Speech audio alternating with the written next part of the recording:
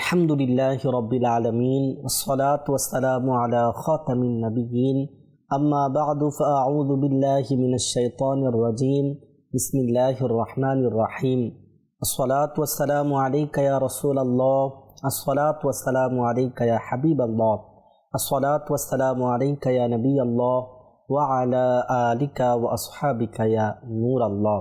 মাদানী চ্যানেলের দর্শকবৃন্দ ও ছোট্ট প্রিয় বন্ধুরা, আপনাদের সবাইকে জানাচ্ছি আমাদের অনুষ্ঠান নুরি মাখলুকের দুনিয়ায় আন্তরিক শুভেচ্ছা ও মুবারকবাদ।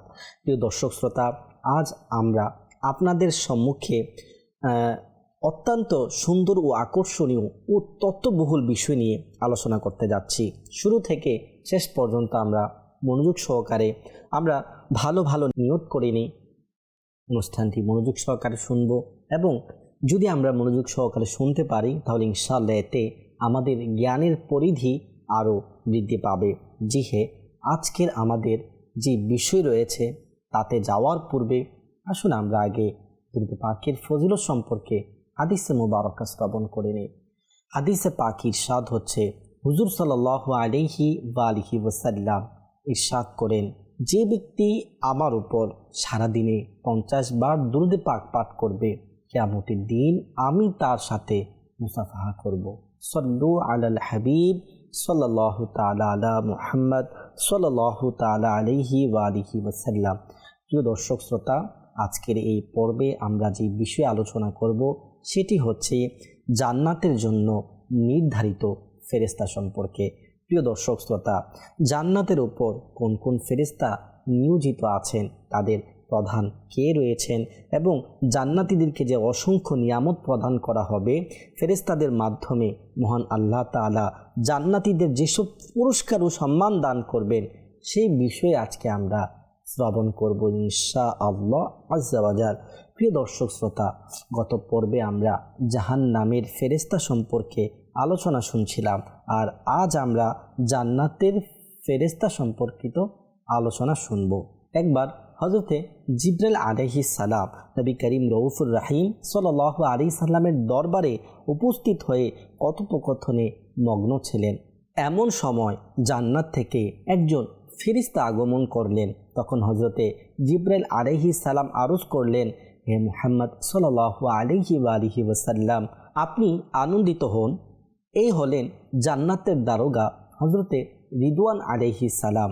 এরপর হযরতে রিদওয়ান আলাইহিস সালাম প্রিয় নবী সাল্লাল্লাহু আলাইহি সাল্লামের দিকে মনোযোগ দিয়ে সালাম পেশ করলেন এবং বললেন, ইয়া রাসূলুল্লাহ সাল্লাল্লাহু আলাইহি সাল্লাম, মহান আল্লাহ আপনাকে সালাম জানাচ্ছেন। মাদানী চ্যানেলের দর্শক শ্রোতা, একটি কথা আপনারা পূর্বের পর্বগুলোতেও শুনে থাকবেন, যে হয়তো নোট করবেন আপনার বিষয়টা, যখন আল্লাহ তাআলার কোনো মহান ফেরেশতা নবী করিম সাল্লাল্লাহু আলাইহি সাল্লামের দরবারে উপস্থিত হতেন, তখন তিনি অবশ্যই আল্লাহ তাআলার সালাম নিয়ে আসতেন। অবশ্যই আল্লাহ তাবারকা ওয়া তাআলা ওই ফেরেশতাকে পাঠাতেন যে আমার সালাম পৌঁছে দাও। ওই ফেরেশতা হতো বা অনুমতি নিয়ে আসতেন, আল্লাহ আমি রসুলের দরবারে যাব। আল্লাহ তখন তার কাছে আল্লাহ বলতেন, আমার সালাম আমার হাবিবকে পৌঁছে দিও। তো প্রিয় নবীর কাছে সেই ফেরেশতা আল্লাহর সালামও পৌঁছে দিত এবং নিজেও সালাম দিতেন। প্রিয় দর্শক শ্রোতা, এই সালাম দেওয়াগুলো কেমন একটি মহান সুন্নাত, যেটি আল্লাহ তাবারকা ওয়া তাআলা আপন হাবিবকে আপন ফেরেশতা দ্বারা প্রেরণ করতেন, এবং ফেরেশতারাও আল্লাহর রসুলকে এই সালাম দিতেন, এবং আল্লাহর রসুলও উম্মতকে পর্যায়ক্রমে শিক্ষা দিতেন এই সালামের জন্য। এই সালাম একটি মহান সুন্নাত। আসুন আমরা এই সুন্নতকে গ্রহণ করি। কোনো মুসলমানের মন খুশি করার নিয়তে সুন্নত আদায়ের উদ্দেশ্যে আমরা একে অপরকে সালাম দিব। দূরে থাকলে সালাম পৌঁছে দিব। কেউ আসলে বলে দিব, বাবা তোমার বাবাকে আমার সালাম দিও, তোমার মাকে আমার সালাম দিও। এভাবে আমরা নিজের আত্মীয়দের মধ্যে সালামকে আদান প্রদান করতে পারি। তবে এই ক্ষেত্রে আমরা যাতে কোনো গায়রে মুহরিম অর্থাৎ না মুহরিম কোনো মানুষদেরকে যেন আমরা সালাম না দিই, তাতে ফিতনার আশঙ্কা বেশি হয়ে থাকে।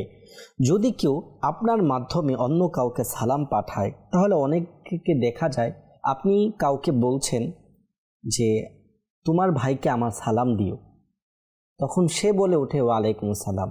তো সালাম তো তিনাকে দেওয়া হয়নি, ভাইকে দেওয়া হয়েছিল। তো তিনি ওয়ালাইকুম সালাম বলবেন না, বরং তিনি তার ভাইকে গিয়ে বলবেন, হ্যাঁ আমার ভাই অমুক ব্যক্তি আপনাকে সালাম দিয়েছেন। তো আপনাকে দায়িত্ব দেওয়া হয়েছে পৌঁছানোর, তো আপনার দায়িত্ব হলো গিয়ে বলা অমুক ইসলামী ভাই আপনাকে সালাম বলেছেন। আর যাকে সালাম পৌঁছানো হবে তার উচিত উত্তর এভাবে দেওয়া, আলাইকা ওয়া আলাইহিস সালাম, তোমার উপর এবং ওই ব্যক্তির উপর আল্লাহ তাবারকা ওয়া তাআলার রহমত, আল্লাহ তাআলার শান্তি বর্ষিত হোক। যদি সালাম প্রেরণকারী পুরুষ হয় তাহলে এইভাবে উত্তর দেওয়া উচিত। অনেকে আবার কোনো জবাবই দেন না, অথবা ওয়ালাইকুম সালাম বলে দেন, অথচ সঠিক উত্তর হলো আলাইকা ওয়া আলাইহিস সালাম। অতএব যিনি সালাম পৌঁছে দেওয়ার দায়িত্ব গ্রহণ করবেন তার উচিত যথাযথভাবে সালাম পৌঁছে দেওয়া। মহান আল্লাহ তাআলা হযরতে রিদওয়ান আলাইহিস সালামের মাধ্যমে নবী করিম রউফুর রাহিম হুজুরপুর নূর সাল্লাল্লাহু আলাইহি ওয়া আলিহি ওয়াসাল্লামকে পাঠালেন। তার সাথে ছিল নূরের একটি ঝুড়ি যা ঝলমল করছিল। তিনি আরজ করলেন, ইয়া রাসূলুল্লাহ সাল্লাল্লাহু আলাইহি ওয়া আলিহি ওয়াসাল্লাম, এই যে নূরের ঝুড়ি দেখছেন, এই ঝুড়ির মধ্যে দুনিয়ার সমস্ত ধনভাণ্ডার রয়েছে। আল্লাহ তাবারকা ওয়া তাআলা আমাকে আপনার কাছে এগুলো নিয়ে পাঠিয়েছেন এবং আল্লাহ বলেছেন আপনি যদি এই দুনিয়ার ধনভাণ্ডারের চাবিগুলো থেকে চাবি নেন তাহলে আল্লাহ তাবারকা ওয়া তাআলা আখিরাতের কোনো কিছু আপনার জন্য কমতি রাখবেন না এবং দুনিয়ার কোনো কিছু কমতি রাখবেন না, আপনি নিয়ে নিতে পারবেন। তখন প্রিয় আকা সাল্লাল্লাহু আলাইহি সাল্লামের কথা শুনে ইরশাদ করলেন, হে রিদওয়ান, দুনিয়ার কোনো কিছুই আমার প্রয়োজন নেই। প্রিয় আকার দরবারে দুনিয়ার ধনভাণ্ডারের চাবি এসেছে। বলা হয়েছে যদি আপনি এগুলোর থেকে যদি নিয়েও নেন, আখিরাতের কোনো কিছুই আপনার জন্য এক পরিমাণও কম হবে না। তারপরও প্রিয় আকার জবাব কী ছিল? দুনিয়ার কোনো কিছুই আমার প্রয়োজন নেই। প্রিয় আকা উম্মতকে শিক্ষা দিয়েছেন, এই দুনিয়ার ক্ষণস্থায়ী সাজসজ্জা, এই দুনিয়ার মোহ চিরস্থায়ী নয়। এগুলোর পিছে পড়ো না, এগুলোর পিছে পড়া যাবে না। দুনিয়াকেও ধ্বংস হয়ে যেতে হবে, অথবা নিজের আখিরাতও ধ্বংস হয়ে যাবে। আজ আমাদের কত আশা, কত আকাঙ্ক্ষা এই দুনিয়ার সাথে জড়িয়ে আছে। বাড়ি করতে হবে, গাড়ি করতে হবে, বড় জায়গা নিতে হবে, অনেক কত প্ল্যান রয়েছে দুনিয়ার ব্যাপারে। ওই প্ল্যানকে বাস্তবায়ন করার জন্য নিজের সময়কে আল্লাহ তাআলার কখনো নাফরমানিতে, কখনো ইবাদত থেকে দূরে থেকে কোনো জিনিস কাজের মধ্যে এমন মন লাগিয়ে দিয়েছি, নামাজ কোথায় যাচ্ছে, আল্লাহর হুকুম কোথায় যাচ্ছে, কোথায় আল্লাহ তাআলার নাফরমানির সাথে জড়িত হচ্ছি তা পরোয়া করার সময় আমাদের নেই। কখনো আল্লাহ তাআলার অসন্তুষ্টির কাজে জড়িয়ে ইনকাম করছি দুনিয়াতে ভালো থাকার জন্য, অথচ ভালো থাকানোর মালিক আল্লাহ তাআলার হাতে। কাকে আল্লাহ ভালো রাখবেন, কাকে খারাপ রাখবেন, যদি আমরা আল্লাহর উপর ভরসা রাখতে পারি, এই দুনিয়ার ক্ষণস্থায়ী জীবন আল্লাহ শান্তি দিবেন, আখিরাতের চিরস্থায়ীর মধ্যেও আল্লাহ আপনাকে খুব খুব সাহায্য করবেন, মালামাল করে দিবেন। প্রিয় দর্শক শ্রোতা, আমরা যাতে কখনোই দুনিয়ার ভালোবাসায়, দুনিয়ার মোহতে পড়ে আখিরাতকে ভুলে না যাই। কারণ বুদ্ধিমানের কাজই হচ্ছে তার বড় কিছুকে প্রাধান্য দেওয়া। আল্লাহ তাআলা বলেন, আখিরাতের তুলনায় আল্লাহর কাছে এই দুনিয়ার মশার ডানা পরিমাণ মূল্য নেই।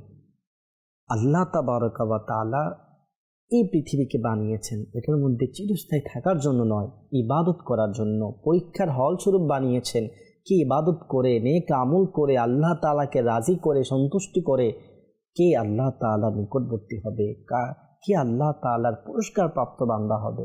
সেই জন্য আল্লাহ তাআলা দুনিয়াতে পাঠিয়েছেন। এই জন্য নয় দুনিয়াতে আমার চিরস্থায়ী বাসস্থান বানাবো, এই দুনিয়ার পিছে আমার জীবন শেষ করে দিব। আল্লাহ তাআলা আমাদেরকে বোঝার তৌফিক দান করুক। প্রিয় ইসলামী ভাইরা, দাওয়াত ইসলামী মাদানী পরিবেশে যুবকদের কোরআন ও সুন্নাহর পথে পরিচালিত করেছে। দাওয়াত ইসলামী আমাদেরকে এই মন মানসিকতা দেয়, আপনি দুনিয়ার জন্য যে ব্যবসা বাণিজ্য বা কাজ করছেন, যদি তা বৈধ বা জায়েজ পদ্ধতি হয় তাহলে তা চালিয়ে যান, তবে পাশাপাশি আখিরাতের জন্যও তো কিছু সময় বের করুন। কবর ও আখিরাতের কল্যাণের জন্যও আমল করতে হবে। এমন কাজ করুন যা জান্নাতে প্রবেশের মাধ্যম হবে, এমন কাজ থেকে বিরত থাকুন যে কাজগুলো জান্নাত থেকে দূরে সরিয়ে জাহান্নামের নিকটবর্তী করবে। প্রিয় ইসলামী ভাইয়েরা, তখন আমরা শুনছিলাম হুজুর সাল্লাল্লাহু আলাইহি সাল্লামের কাছে রিদওয়ান আলাইহিস সালাম দুনিয়ার ধনভাণ্ডারের চাবি নিয়ে আসছিলেন। তখন প্রিয় নবী কি বলেছিলেন, হে রিদওয়ান, এই দুনিয়ার কোনো কিছুরই আমার প্রয়োজন নেই। তখন জান্নাতের দারোগা রিদওয়ান আলাইহিস সালাম বললেন, আপনি সঠিক সিদ্ধান্ত নিয়েছেন, আল্লাহ তাআলা আপনাকে আরও উত্তম সিদ্ধান্তের তৌফিক দান করুক। দেখুন প্রিয় আকা সাল্লাল্লাহু আলাইহি সাল্লাম আমাদেরকে কিভাবে শিক্ষা দিলেন, যে পুরো দুনিয়া পেশ করা হয়েছে। প্রিয় আকা সাল্লাল্লাহু আলাইহি সাল্লাম নিজেও বলেছেন, আমি যদি চাই যে মক্কার পাহাড়গুলো সোনায় পরিণত হয়ে যাক, তাহলে সেই পাহাড়গুলো স্বর্ণে পরিণত হয়ে যাবে, আমার মালিকানা দিনে স্বর্ণ অবস্থায় মাল হয়ে চলে আসবে। কিন্তু আমি সেগুলো চাইনি, আমি সেগুলোকে কখনো নিজের করতে চাইনি। আমি এই দুনিয়ার মধ্যে ওইভাবেই থাকতে চেয়েছি। কিন্তু তিনি দুনিয়ার চেয়ে আখিরাতকে প্রাধান্য দিয়েছেন, তিনি আখিরাতকেই বেছে নিয়েছেন। নবী করিম সাল্লাল্লাহু আলাইহি সাল্লাম দুনিয়ার মোহতে হৃদয় জড়াননি। এর মধ্যে আমাদের জন্য রয়েছে অনেক বড় শিক্ষা, উৎসাহ।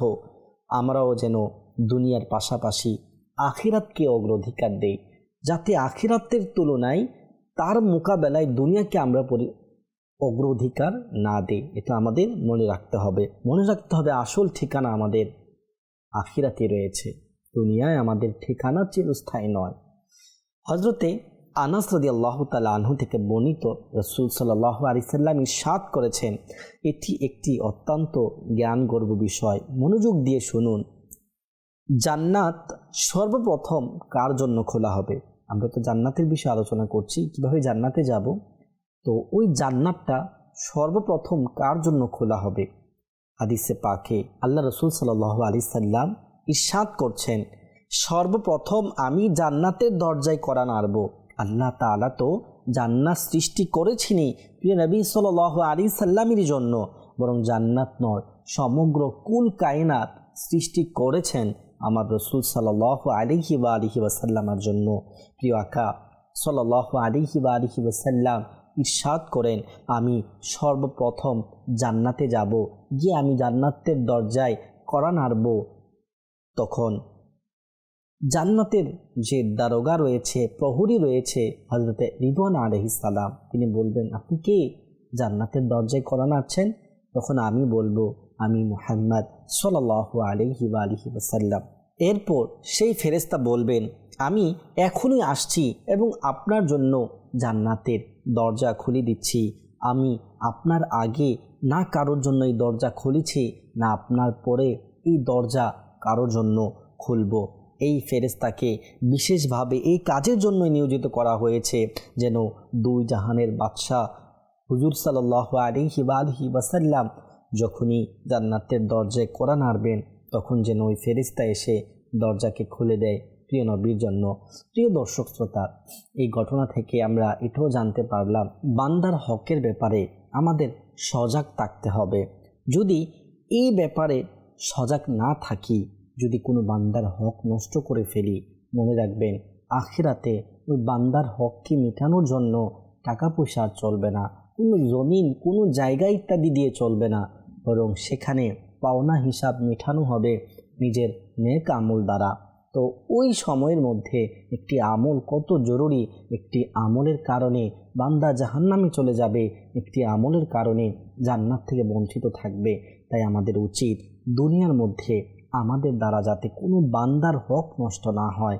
আল্লাহ তাআলা বান্দার হককে ক্ষমা করেন না। আল্লাহ তাআলা যতক্ষণ না ওই বান্দা ক্ষমা করে দেয়, ততক্ষণ পর্যন্ত আল্লাহ তাআলাও ওই বান্দার হককে ক্ষমা করেন না। তাই যদি আমাদের কারোর কাছে কোনো বান্দার হক থেকে থাকে, দ্রুত তাওবা করার সাথে সাথে তার হককেও দিয়ে দেওয়া আমাদের উচিত। দুনিয়ার মধ্যে কোনো ফল, কোনো বাগানে আপনি ইচ্ছামতো চলতে পারবেন না, অন্যজনের যদি হয়ে থাকে আপনি সেখানে যখন তখন যেতেও পারবেন না, কিন্তু জান্নাতে এই সমস্যাগুলো থাকবে না। জান্নাতে আপনাকে একটি জান্নাতের মালিক বানিয়ে দেওয়া হবে, জান্নাতে আপনাকে পরিপূর্ণ ইখতিয়ার দিয়ে দেওয়া হবে। জান্নাতে যেখানে খুশি, যেখানে মন চায় সেখানে যেতে পারবেন, যা খেতে ইচ্ছে আল্লাহ তাবারক ওয়া তাআলার দয়া অনুগ্রহতে তাই আপনার জন্য সাথে সাথে উপস্থিত করা হবে। প্রিয় দর্শক শ্রোতা, এই সমস্ত কিছুর বিনিময়েও কোনো মূল্য দিতে হবে না। কেনাকাটা করতে হবে না। তবে এই সৌভাগ্য তাদেরই জন্য হবে যারা দুনিয়াতে আল্লাহ তাআলার আনুগত্যে জীবন কাটিয়েছে। আর যারা মানুষের সম্পদ আত্মসাৎ করেছে, জুলুম করেছে ও গুনাহে লিপ্ত থেকেছে, তাদের জন্য জান্নাতে প্রবেশ সহজ হবে না। এসব নিয়ামতের চেয়েও সবচেয়ে বড় নিয়ামত হচ্ছে যে মহান রব তাআলা তাকে বানিয়ে দুনিয়াতে পাঠিয়েছেন, সমস্ত কিছু সৃষ্টি করেছেন, জান্নাত সৃষ্টি করেছেন, সমস্ত কুল কায়নাত সৃষ্টি করেছেন, যিনি সমস্ত সুন্দরকে সৃষ্টি করেছেন, ওই মহান রবের দিদার ওই জান্নাতে হবে। কেমন হবে ওই রবের দিদার? যে রব, আজকে তো আমরা দুনিয়া সুন্দর দেখে তাক লেগে যায় যে এত সুন্দর, তাহলে এই সুন্দরেরও যিনি সৃষ্টিকর্তা, তিনি মহান রব কেমন সুন্দর হবেন। আসুন প্রিয় দর্শক শ্রোতা, আমরা আল্লাহ তাবারক ওয়া তাআলার ওই ইবাদতগুলো আমলগুলো করব, যাতে আল্লাহ আমাদের প্রতি রাজি সন্তুষ্ট হয়ে যায়, আমাদেরকে প্রিয় আকার সাথে জান্নাত দান করেন এবং জান্নাতে প্রিয় রবের দিদার যেন লাভ করতে পারি, সে তৌফিক আল্লাহ আমাদেরকে দান করুক। প্রিয় দর্শক শ্রোতা, জান্নাতে থাকবে না ঘুম, রোগ, বার্ধক্য কিংবা মৃত্যু। দুনিয়ায় মানুষ রোগ, ক্লান্তি, ব্যথা, বেদনা, সর্দি, কাশি, জ্বর ইত্যাদিতে কষ্ট পায়, কিন্তু জান্নাতে থাকবে শুধু শান্তি ও প্রশান্তি। তবে একটি বিষয় মনে রাখতে হবে, জান্নাতে প্রবেশ সহজ নয়। এজন্য আল্লাহ তাআলার ইবাদত করতে হবে, ফরজ ও ওয়াজিব পালন করতে হবে, কষ্ট সহ্য করে নেক আমল করতে হবে, তবেই জান্নাতের সেই স্থায়ী শান্তি লাভ করা যাবে। জান্নাতীরা সেখানে চিরকাল থাকবে, এমন নয় যে কিছুদিন পর তাদের বের করে দেওয়া হবে, বরং তারা সর্বদা সুস্থ সবল যুবক অবস্থায় জান্নাতে অবস্থান করবে। তারা খাবে, পান করবে, কিন্তু দুনিয়াবি যে হাজাত রয়েছে, ওয়াশরুম ইত্যাদি যাওয়া, তার প্রয়োজন হবে না, থুতু ফেলতে হবে না, অন্য কোনো কাজও করতে হবে না। বরং তখন ওই খাবার হজম হওয়ার পর শুধু সুগন্ধিময় একটি ঢেকুর আসবে এবং মিষ্কের চেয়েও সুগন্ধযুক্ত ঘাম বের হবে। হে প্রিয় দর্শক শ্রোতা, কতই না সুন্দর জান্নাত মহান আল্লাহ তাআলার তার মুত্তাকি ও নেককার ও সৎ মুসলমান মুমিন বান্দাদের জন্য জান্নাত সৃষ্টি করেছেন। আল্লাহ তাআলা ইরশাদ করেন, জান্নাত মুত্তাকিদের জন্য প্রস্তুত করা হয়েছে। কোরআনে পাকের আয়াত, অর্থাৎ এই জান্নাতকে সৃষ্টি করা হয়েছে মুত্তাকিদের জন্য। কোনো নাফরমান, কোনো গুনাহগার, কোনো কাফির মুশরিকদের জন্য আল্লাহ এই জান্নাতকে সৃষ্টি করেননি।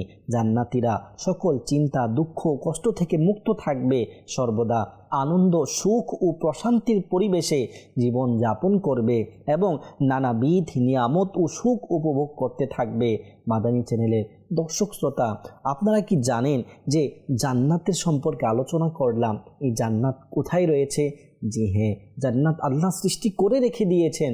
কোথায় রয়েছে? কোরআনে পাকে ইরশাদ হচ্ছে, আইন্দা সিদরাতুল মুনতাহা আইন্দাহা জান্নাতুল মাওয়া, যে সিদরাতুল মুনতাহার পাশে জান্নাতুল মাওয়া রয়েছে, অবস্থিত রয়েছে। প্রিয় দর্শক শ্রোতা, এছাড়াও একটি হাদিসে এসেছে জান্নাতের ছাদ হলো আরশ। অর্থাৎ দুনিয়ার মধ্যে আমরা যদি দেখি, দুনিয়ার ছাদ প্রথম আসমান, দ্বিতীয় আসমান, তৃতীয় আসমান, তেমনিভাবে ওই জান্নাতের ছাদ হচ্ছে আরশ। প্রিয় দর্শক শ্রোতা, হয়তো আপনারা এটাও শুনেছেন জান্নাত কতটি। যদি না শুনে থাকেন তাহলে আসুন আমরা শুনে নিই। জান্নাত হচ্ছে 8টি। হতে পারে আপনারা সংখ্যা জানেন, কিন্তু অনেকে হয়তো জান্নাতের নামগুলো নাও জানতে পারে। আসুন আমরা আলোচনার মধ্যে জান্নাতের নামগুলো শুনে নিই যে 8টি জান্নাতের নাম কি। সে 8টি জান্নাতের নাম হচ্ছে দারুল জালাল, দারুল করার, দারুস সালাম, জান্নাতে আদন, জান্নাতুল মাওয়া, জান্নাতে নাঈম, জান্নাতুল ফিরদাউস, জান্নাতে খুলদ।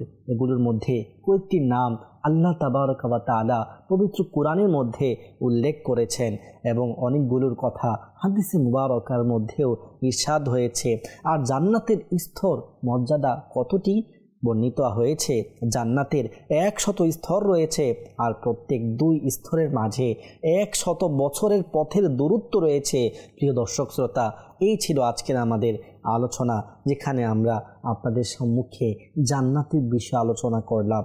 জান্নাতে আল্লাহ তাবারক ওয়া তাআলা আপন সে ফরমাবরদার বান্দাদের জন্য কি কি নেক আমল করে রেখেছেন। কিন্তু মনে রাখতে হবে, নেককার, পরহেজগার, মুত্তাকি আল্লাহ তাআলার বাধ্যগত বান্দারাই জান্নাতে প্রবেশ করতে পারবে এমন নয়। দুনিয়াতে আমি আমার মন মতো চলেছি, দুনিয়ার ভালোবাসায় আমি আসক্ত ছিলাম, আল্লাহর নাফরমানি করেছি, আল্লাহ তাআলা যে হুকুম দিয়েছে তার থেকে দূরে থেকেছি, আল্লাহর রসুলের সুন্নত থেকে দূরে থেকেছি, আল্লাহর রসুল যে কাজ করার হুকুম দিয়েছেন তা থেকে দূরে থেকে এবার কিয়ামতে আমি জান্নাতের আকাঙ্ক্ষা করছি। দুনিয়াতে থেকে আমি চিন্তা করছি না আমি জান্নাত কিভাবে লাভ করব, জাহান্নাম থেকে কিভাবে মুক্তি পাবো। যদি সেই চিন্তা না থাকে, আল্লাহ তাআলার নাফরমানি করার মধ্যেই যদি দুনিয়া থেকে যায়, তাহলে জান্নাত তো আমার জন্য নয়। জান্নাত পেতে হলে আল্লাহ তাআলার আনুগত্য করতে হবে, হুজুর সাল্লাল্লাহু আলাইহি সাল্লামের আনুগত্য করতে হবে। যে কাজগুলোতে আল্লাহ সন্তুষ্ট, যে কাজগুলোতে রাসূল সাল্লাল্লাহু আলাইহি সাল্লাম খুশি হয়ে যায়, ওই কাজগুলো করতে হবে। মা বাবার আনুগত্য করতে হবে। আল্লাহ তাবারaka ওয়া তাআলার ফরজকৃত হুকুমগুলো সঠিকভাবে আদায় করতে হবে। তবেই না আমরা জান্নাত পাবো, তবেই না আমরা আল্লাহ তাআলার বাধ্যগত বান্দা হব। আমি আল্লাহর নাফরমানিও করব, জান্নাতের আকাঙ্ক্ষাও করব, এটা বোকামি ছাড়া কিছুই নয়। আল্লাহ তাবারaka ওয়া তাআলা আমরা যা কিছু শুনেছি তার প্রতি আমল করার তৌফিক দান করুক। প্রিয় দর্শক শ্রোতা, দেখতে দেখতে অনুষ্ঠানের শেষ অংশে চলে এসেছি। এখানেই বিদায় নিব, আগামী পর্বের আমন্ত্রণ জানিয়ে। ভালো থাকুন, সুস্থ থাকুন এবং মাদানী চ্যানেল দেখতে থাকুন। সল্লু আলাল হাবিব সাল্লাল্লাহু তাআলা আলা মুহাম্মদ সাল্লাল্লাহু